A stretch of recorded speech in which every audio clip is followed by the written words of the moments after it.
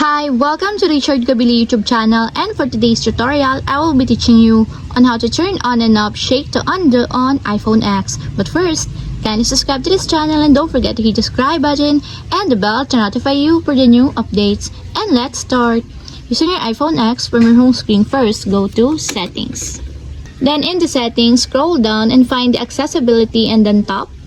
Then in the Accessibility, scroll down again and go to Physical and Motor section and then tap the Touch. Then in the Sport in the Touch, scroll down again and then find the Shake to Undo. And as you will see, there's a switch button located on the side of it. Then all you have to do is just tap it to enable until it becomes green. When the Shake to Undo is enabled, if you tend to shake your iPhone by accident, you can disable Shake to Undo to prevent the undo alert from appearing. And if you want to disable or turn off, just tap again the switch button, just like this. And that's it, we have successfully turned on and off shake to undo on iPhone X. If you have a question, kindly comment down below and don't forget to hit the subscribe button and the bell to notify you for the new updates. And thank you for watching!